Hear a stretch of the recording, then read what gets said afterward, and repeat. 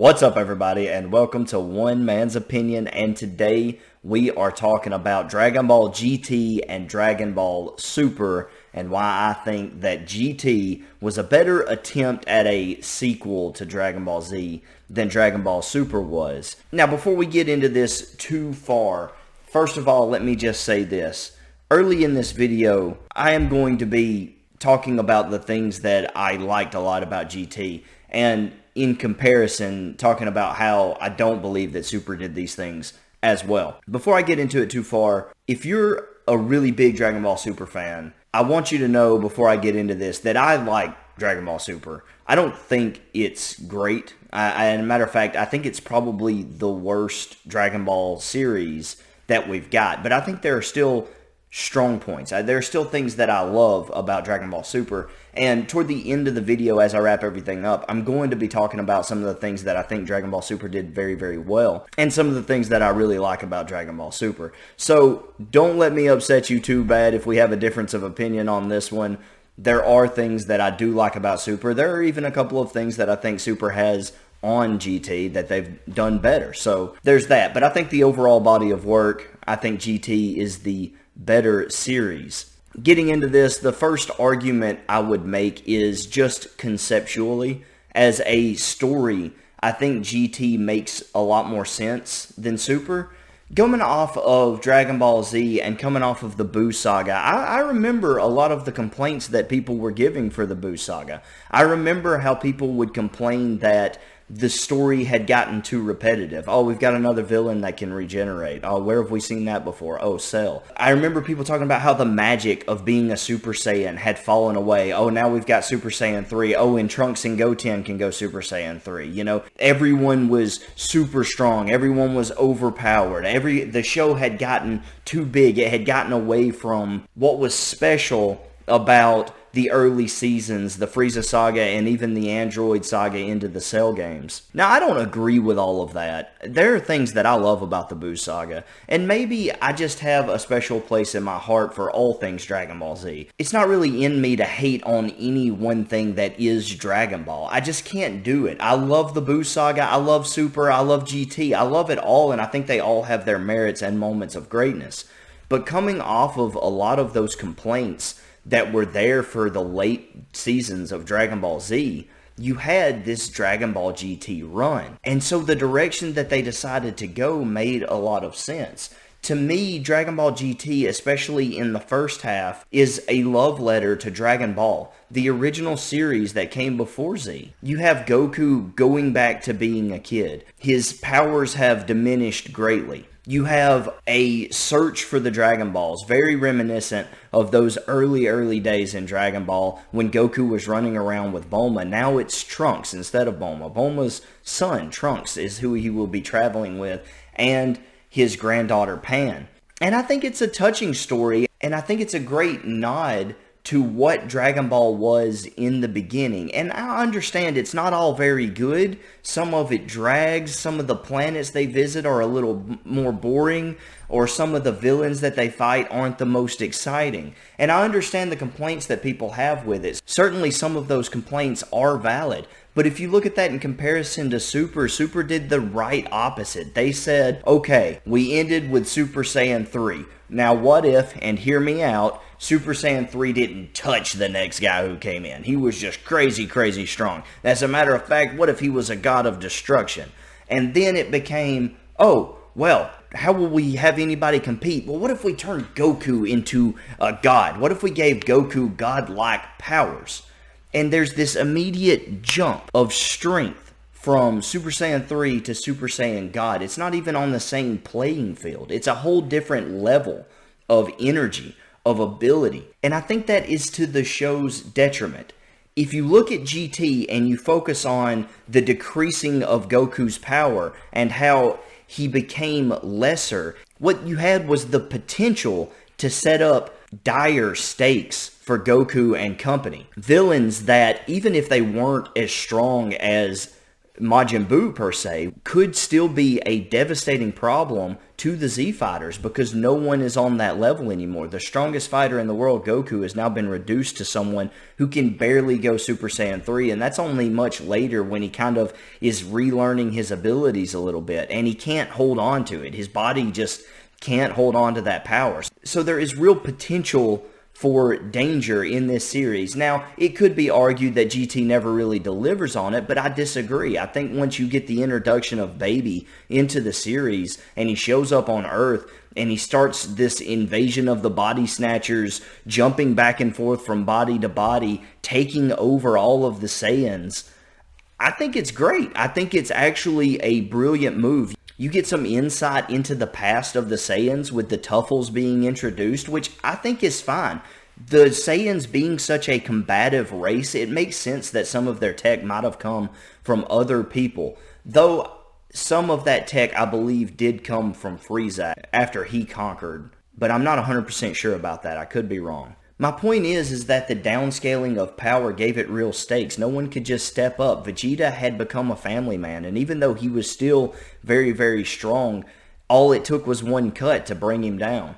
You had a great fight between Goten and Gohan, two guys who had been kind of sidelined, now coming back in to fight one another, and then Gohan being taken. And every time Baby took someone away, you felt the grasp on victory for the good guys slip further and further. And then when Vegeta fell, it was like, oh no, what are they going to do now? And Baby Vegeta absolutely obliterates Goku. My point is that conceptually it made a lot more sense for the heroes to be downgraded a little bit so that you could raise those stakes in the future. Again, did it always execute perfectly on screen? No, I don't think it did. But the concept was there. In comparison, Dragon Ball Super jumps Goku's power up so high that he becomes the only relevant character for a short amount of time. Now, I know that Vegeta gets in there very, very quick, and he gets his Super Saiyan God powers, but now you've got two guys that have Super Saiyan God powers,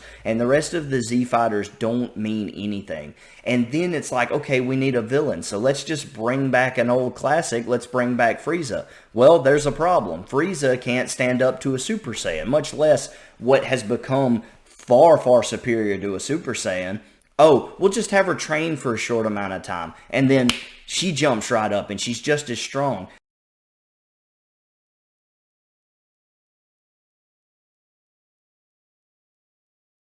The beauty of Dragon Ball and Dragon Ball Z has always been the payoff, the striving for greater power, our heroes barely surviving these encounters and just reaching a level that just barely allows them to defeat their opponents. You see it when Goku fights Vegeta. He's not even strong enough to beat Vegeta. He has to have Gohan, Krillin, and Yajirobe help him defeat this guy.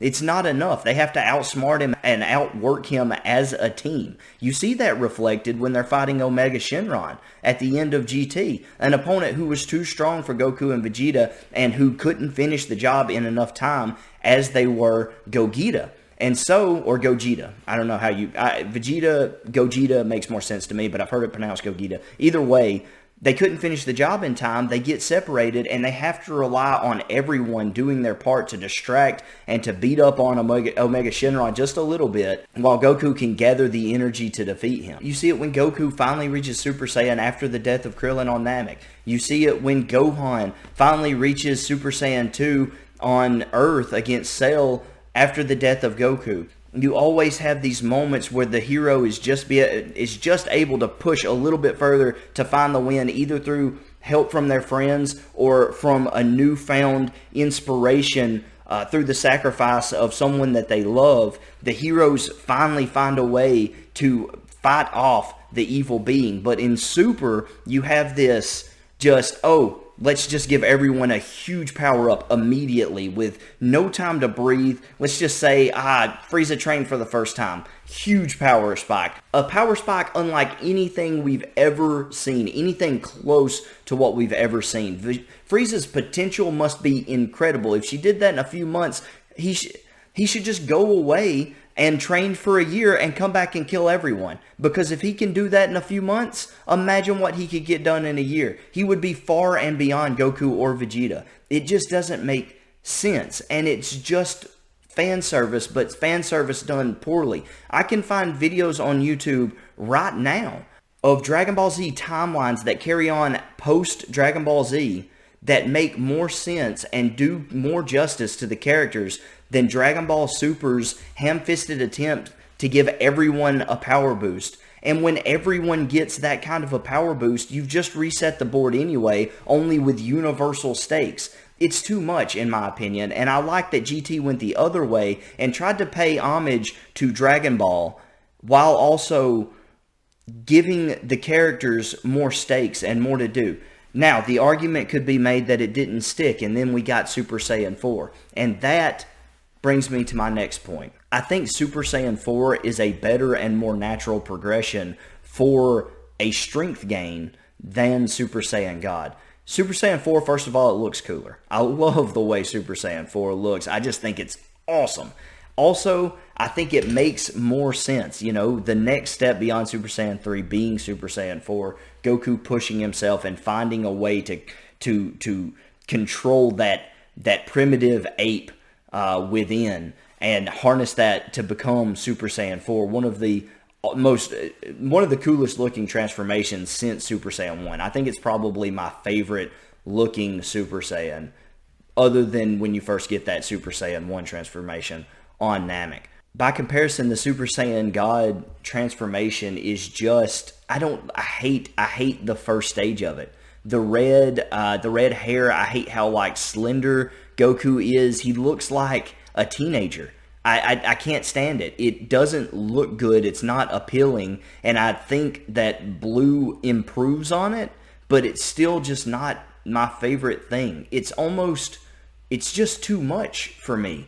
I don't know. Super Saiyan 4 wasn't the end-all be-all. It was still challenged. It still had its issues. Super Saiyan Blue, it doesn't have really any issues. The only time you see Super Saiyan Blue have an issue is when you throw it up against an opponent who can stop time or travel through time in some sort of weird way, or you come up against an opponent who is so powerful they rival gods of destruction. And it's like, where do you take the story from there? How do you go beyond where you've set the bar now? Because the next thing is just creation and destruction, right? You get to a point where it's like, why are we even following the martial arts anymore? Why are we even throwing punches anymore? We have the ability to just create existence, or it just completely cause existence to go extinct. And so, like, the power levels they're too far. They're too far gone, and I think that Super Saiyan 4 makes more sense, and it looks better, and it sets up the possibility for better storytelling in the future. Super Saiyan God just goes way too far, in my opinion. Finally, I think my third argument would be moments. Dragon Ball Z is full of moments. So is Dragon Ball. When I think of moments that just bring me chills, that make the hairs on the back of my neck stand up, you know, those moments that just grab a hold of you and you never forget for the rest of your life. In Dragon Ball, I think of Krillin's death, when Goku finds Krillin dead. I think that moment is incredibly powerful and heart-wrenching. By the same token, I think of Vegeta's death when he sacrifices himself against Fat Majin Buu. The speech that he gives as he's dying, and he dedicates his life, the life that he is sacrificing, to his son and to his wife. It's one of the most powerful and heart-wrenching moments in all of Dragon Ball canon. By that same token, in Dragon Ball GT, the death of Piccolo, when he sacrifices his life so that the Black Star Dragon Balls will no longer exist, and he has that conversation with Gohan, is a truly tear-jerking moment, and one of the most noble sacrifices on par with Vegeta's that we have seen in any Dragon Ball. And I cannot find a moment like that in Dragon Ball Super. I just don't have those moments. I don't think it has them, and I think it's because of how rushed everything feels. you have these great leaps of power that don't feel earned, that don't feel paid off. You have these, all of the sudden, everyone's super strong and everyone's like secretly stronger than we thought that they were because maybe they've been doing some training here or something over there. And it just, none of it feels earned. And then you have many arcs that take place in a tournament setting. And even though at times universes may be on the line, you know that it's not going to play out that way. There's no way they're going to end the universe at the end of this arc. Something will happen. And so it lacks those stakes. And people aren't dying in front of you. They get knocked off or they get beaten and they're in the stands. And you know that they're not going to go away forever. And so it lacks those stakes. The only arc in Dragon Ball Super with stakes really are the opener against Beerus, and you know it's the opening to a new series. They're not going to destroy the planet. Not all hope is going to be lost there. Frieza, who is really on the back foot the entire time, even though Goku and Frieza go back and forth, even in the moments where it seems like Frieza could win, you know Vegeta's waiting in the wind and has the same abilities and that he can step in at any moment and end the fight. And then when it tries to give it stakes by having Frieza destroy everything, Whis just resets time. And it takes away the bite of something like that, knowing that there's someone that could just do that for them. And I know it's never going to happen again, blah, blah, blah, blah, blah. It doesn't matter. It happened then. It has happened, and it takes the wind out of the sails for that arc. And then you have Zamasu and Goku Black. And frankly, I just didn't like the arc, and I'm sorry. It's just not, it's not a good arc. I love the reintroduction of Future Trunks. I think that's something that everyone wanted to see. And I think everyone wanted to see a evil version of Goku in some way. I have a great idea about how they could have done that so much better, where you would have gotten a legitimately evil version of Goku. But I think I might do that in another video because I don't really have the time to explain the storyline for that. But I would be very happy to put that together if there's interest in it. I think it's actually a really great idea. However, saying all that, I just feel like Dragon Ball Super lacks the stakes that we had in Dragon Ball Z, in Dragon Ball. Yeah, you had the Dragon Balls, and you could always wish people back. You could always change things. But in those moments against Majin Buu, where Gohan's already out of the fight, Goku's already out of the fight, and Vegeta was kind of that last line of hope, and he gives his life and still loses, there really is a feeling of helplessness. Because, yeah, you've got the Dragon Balls. Yeah, you can get the Dragon Balls. The way Dragon Ball Z set up villains to be unstoppable meant that all it took was killing Piccolo or killing the Guardian of the Earth and the Dragon Balls being gone to completely flip things on their head and really drive home that fact that no, things could go wrong. And I just think that the stakes in Dragon Ball GT match that at times. I think the stakes in Dragon Ball GT as Baby takes over the world and just has enslaved everyone, that it feels like this is a pretty unstoppable force. Goku doesn't have a chance at Super Saiyan 3. He's got to find something better. And then we're given Super Saiyan 4 as such a gift. And you feel that same sort of despair in the Super 17 arc. While it's a more grounded and a smaller arc, the heart that goes into it by reintroducing 18 to her long-lost brother 17 and giving Android 18, a character who has had almost zero importance since the Cell arc, such a big moment, a couple of big moments in this story, was genius. I think Super 17, while it's not my favorite arc, and I think that it could have been done a little better in a couple of instances, I think is one of the smartest arcs ever put together, and I applaud it. And then you have that same sort of overwhelming odds against Omega Shenron. The Dragon Balls are gone. In fact, the Dragon Balls are the enemy, and I think that's brilliant writing. Yes, the animation is bad at times, and I know that that's one of the biggest gripes for GT throughout the series, is that the animation is bad from time to time. And I concede that point. The animation is bad. The animation in Super is better. I'm not always a fan of the CGI glossiness, but I think by and large, it is a solid looking show. It looks really good from time to time. And GT doesn't always look that great, but the concepts were smarter. The concepts made more sense. They paid respect to what had come before, and they used that to draw inspiration and create new and interesting villains coming forward. And they used those past successes, such as Dragon Ball, to orchestrate a story that might appeal to their audience. Did it work? Maybe not. Maybe not all the time. Maybe it had its downsides. But conceptually, it blows Super out of the water. It makes more sense. It just takes care of the franchise. It feels like that there's more love to the franchise in GT than in Super. And that's just my opinion. Now, I promised I would say a few good things about Super before this video ended, and so here it is. Dragon Ball Super is a good time, and I do enjoy it a lot. I do have gripes about Super Saiyan God. I don't like it, and I don't like Zamasu or Goku Black. I didn't enjoy that arc at all.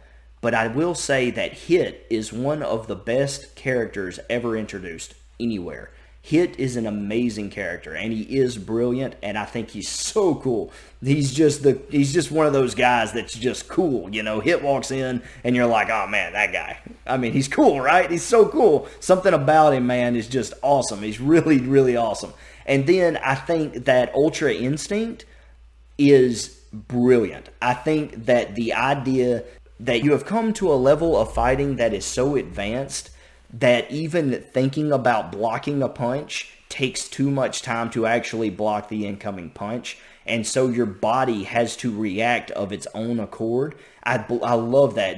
I love the thought process behind Ultra Instinct.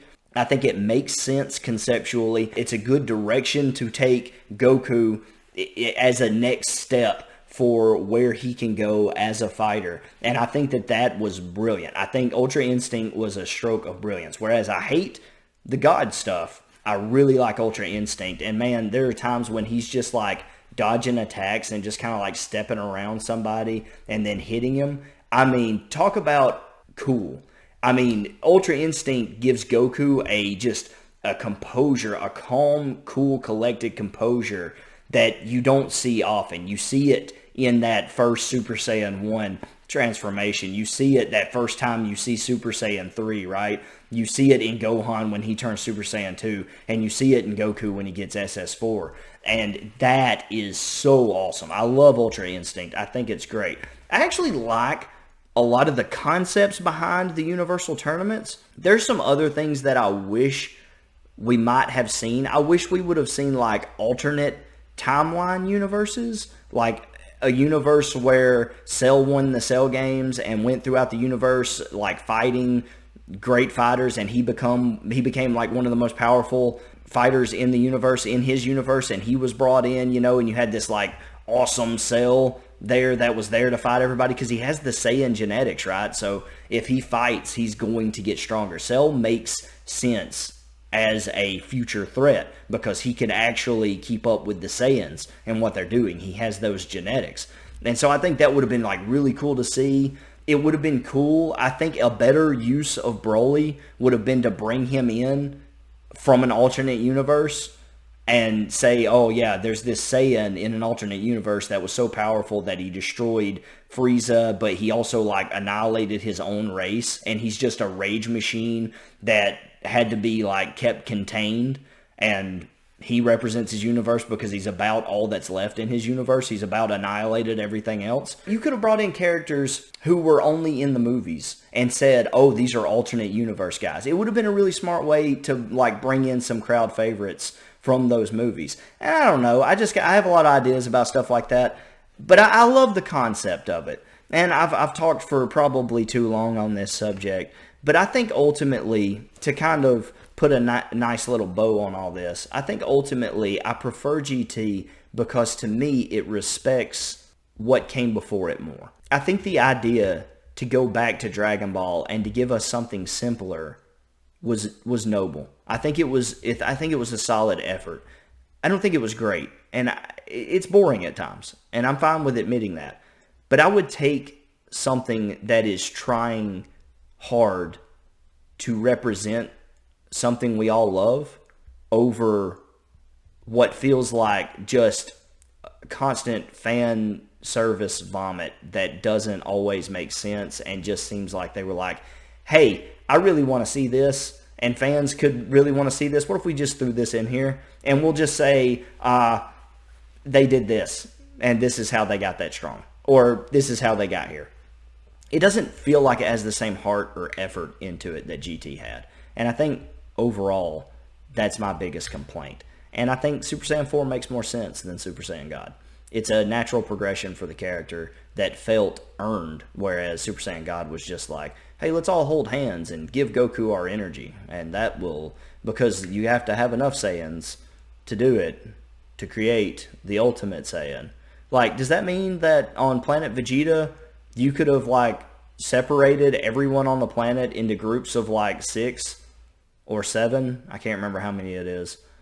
And just had them hold hands, and you could have created, like, 100... I don't know how many Saiyans there were back then, but you could have made a lot of Super Saiyan Gods. Like, if they would have known that, Frieza's dead, everyone's dead, Saiyans rule the planet. You know what I mean? Like, it's stupid. If you really think about it, it's pretty stupid. The whole thing is pretty stupid. Anyway, those are my thoughts. Those are my opinions. I know that there are a lot of good arguments out there, and I know if you're listening to this, you probably have several. I would love to hear them down in the comments, and it's impossible for me to cover every single angle. I would be here for hours. And so, you know, having to keep this video below 30 minutes, or trying my best to do so, I just can't cover every possible angle, every possible argument. I had to do my best to kind of shorten my answers and give you the best glimpse into why I feel the way that I do. And I hope that you at least see where I'm coming from, and that you understand that no ill will towards Super. It's not something that I hate. It's just not my favorite, if that makes any sense. It's hard to recapture the magic that we felt when we first watched Dragon Ball Z. But I think that GT does a better job paying respects to it. And I guess that's where I'll end it. Anyway, what did you think about it?